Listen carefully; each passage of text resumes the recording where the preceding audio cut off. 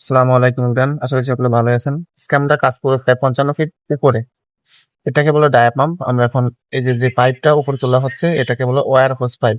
আজকের মূলত কাজ হচ্ছে দীর্ঘদিন পানি জমে থাকা বা পানির লাইন পরিষ্কার না করার কারণে অনেক মাটি জমে গেছে, যার কারণে পানি যাইতে বাধাপ্রাপ্ত হইতেছে।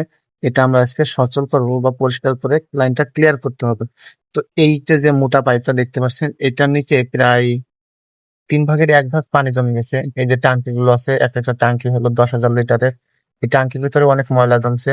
তো এই ময়লাগুলো এখন আমরা পরিষ্কার করবো, এর জন্য একজনকে নামানো হয়েছে। এদিক দিয়ে ফ্লাঞ্জ খোলা হচ্ছে, এদিক দিয়ে এই যে মাটিগুলো বের করা হচ্ছে। এই পানি আসলে খাওয়ার পানি না, এটা হলো ফ্যাক্টরিতে ব্যবহারের পানি। তো এগুলো খাওয়া যায় না, এমনি হাত মুখ ধোয়া যায়। আর প্রোডাক্টে ব্যবহারের জন্য সাধারণত ফ্লোর টোলোর সব দিক থেকে ক্লিয়ার করা হয়, ক্লিনিং এর জন্য পানিটা ব্যবহার করা হয়। এখন এই যে দেখতে পাচ্ছেন যে জায়গা দিয়ে পানিটা বের হচ্ছে, ওই জায়গাটা অনেকটা বুঝে গেছিল, ছোট্ট একটা ছিদ্র ছিল, আর মাটি জমতে জমতে বুঝে গেছিল। এই যে দেখতে পাচ্ছেন এখন পানিটা ক্লিয়ার আছে, কিন্তু অনেক কাজ কাম করা হয়েছে যার কারণে পানিটা এখন একটু অপরিষ্কার দেখা যাচ্ছে। এই জায়গাটাও অনেকটা বন্ধ হয়ে গেছিল। এই সেই মোটা পাইপটা, এটা 3 ভাগের 1 ভাগ মাটি দিয়ে পরিপূর্ণ ছিল। এটা হলো 2016 সালের ফিটিং ছিল। আর এই যে ফার্স্ট টাইম ক্লিয়ার করা হইলো। তো আমাদের কাজটা আজকে এ পর্যন্ত শেষ হয়ে গেল।